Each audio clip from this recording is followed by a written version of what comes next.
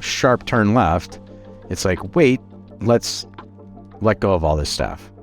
And it's very odd to me because there was really no rhyme or reason.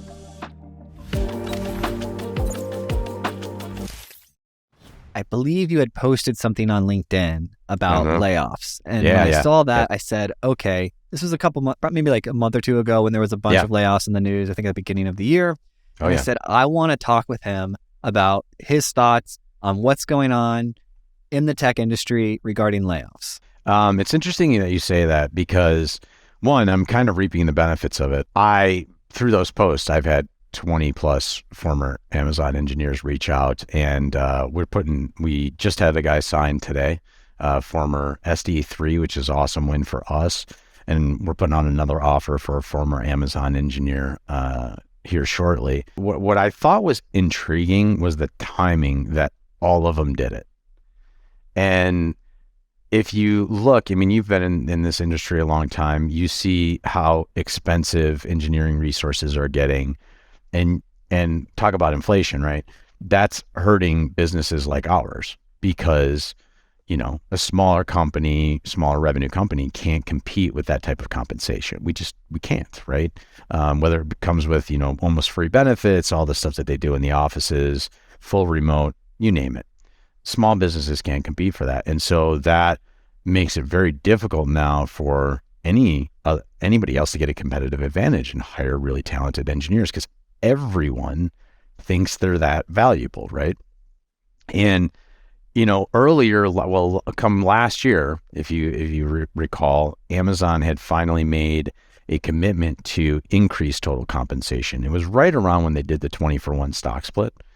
And I thought that interesting as well because they had been so balanced on, ownership, set base, a little bit of a sign-on bonus spread over the first couple of years, and then everything else is all equity. And then they were changing that and, finally bumping people's salaries up because they too were having a hard time maintaining their current engineering talent as well as, competing in the industry because it had somewhat become a rinse and repeat. You bounce between, the Amazons, the Metas, the Facebooks, the Googles, or the Microsofts, the Googles. And so all of a sudden then, sharp turn left, it's like, wait, let's let go of all this stuff. And it's very odd to me because there was really no rhyme or reason. So I know from actually former employees of mine, you're talking senior managers and above, SDE3s, which are, somewhat unicorns, right, in the industry, and they're being let go and they're not even trying to repurpose them. So it seemed like it was, I don't want to say unplanned, but it was certainly not like calculated. And they were just killing off business units, if you will, because there was a lot of Alexa layoffs as well.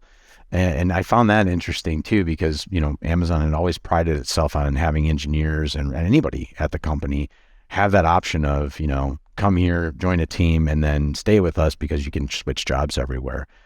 So it's I'm kind of giving you all the backstory because I feel like it was in a way, Amazon saying, you know what, engineers, we got to take back control of this situation and we've got to kind of like reduce the overall cost of this type of talent. I think and again, a little bit of a conspiracy theory. I'm going to throw that out there, but I do think it has a correlation to that because the talent's getting too expensive. And, everybody in that industry, everybody on the left coast, if you will, is starting to leverage everyone else and everybody else's offers, to jump ship. And so I do think that in a way it was like them kind of setting a recalibration because it was a lot of engineering talent that got let go. It wasn't like, peanut butter spread across different roles and the like. So it wasn't entire products. They just ditched mostly engineers within different products. From what I see, it was entire products. But it was mostly engineers in those products because the majority of the talent in those product lines is engineers. Yeah. And so, and again, like I said, there wasn't a real good justification. It wasn't, for example, a lot's been talked about in the press about how Amazon does their review process.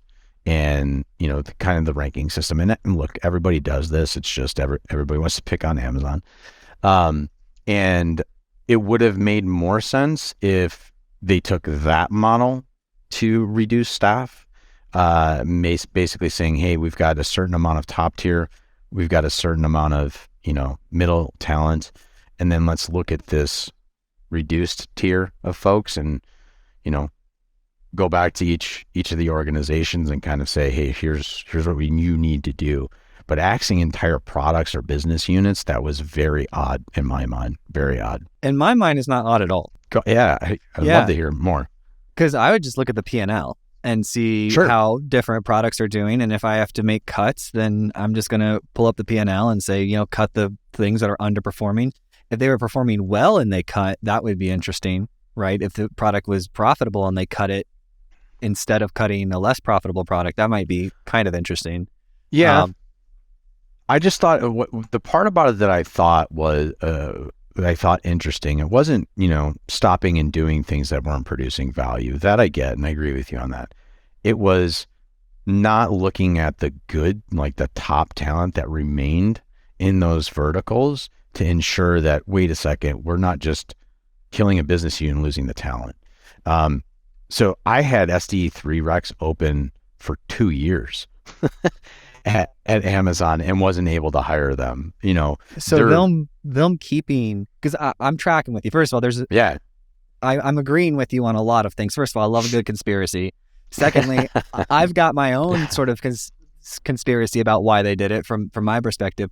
But I like that you mentioned about these recs and being open and them not keeping talent. So when I think about that, I'm like, all right, they made these cuts and they didn't choose to be particular about keeping their top talent. And that says to me that it was, somewhat of an emergency, like a quick reaction to something. And so then I think, okay, well, what's the quick reaction to? Well, from my perspective, for the government was giving us so much money to keep certain employees. Mm-hmm. It's literally called the ERC, Employee Retention Credit. Yep. They just give you massive tax breaks on your payroll tax, and they'll actually give it back to you. Very rarely does this happen in the tax code, but they'll actually give you back the check or credit it towards payroll taxes, which is a huge deal. So they were doing that for 2 years, maybe more, and then they stopped it, right?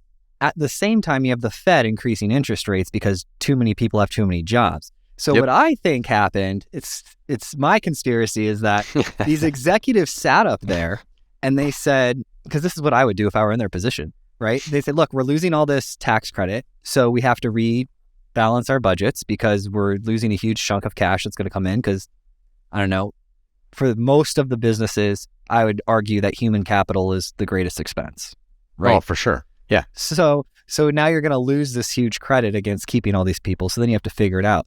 So that's one incentive. Another incentive is the Fed keeps raising interest rates under the argument that the job market's too hot.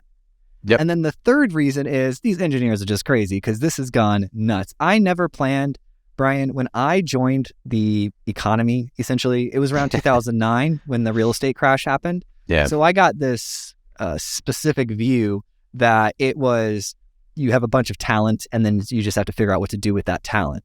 Yeah. Right. I never thought my business would face struggles of just everyone's paying everyone more. And so I can't keep people because the moment they start, they get a better offer somewhere else. And then you can't even get anything done.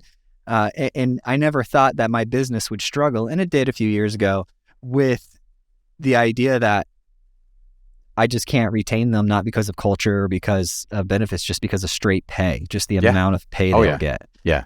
And so that hurts. So those are all my things. I think your conspiracy is part of like a triple incentivized conspiracy, right? Reduce the head count so that makes the Fed happy, right? Reduce the head count because you're losing your federal credits anyways. And that's a huge chunk of change. And then, reduce it to keep the engineers' salaries in better alignment. Yeah, I don't disagree with anything that you said. I wasn't aware of the ERC. But yeah, given the amount of people that they employ, that's obviously a significant payday, right? Yes. Losing that essential free income, it certainly can hit people. And there was a little bit of that before, like right when you came in, because at that point in time, the administration then had reduced payroll taxes as well. And it went over the course of like 2 or 3 years. And that was both for the payroll tax, like the employer, as well as it reduced the employees' contributions. So we were all making more money, and that was because of, the economy at that point in time. So I do remember, like even personally, I remember, crap, I'm going to start paying more again. I don't really like this. So yeah, from an employer side, when your human capital expenses, as much as all of their companies are, that's definitely a hit. And the returns for them as a business are not what they were. It's not a guarantee anymore. When you went in, most of your compensation was based off of 20% growth year over year, and that's not happening anymore.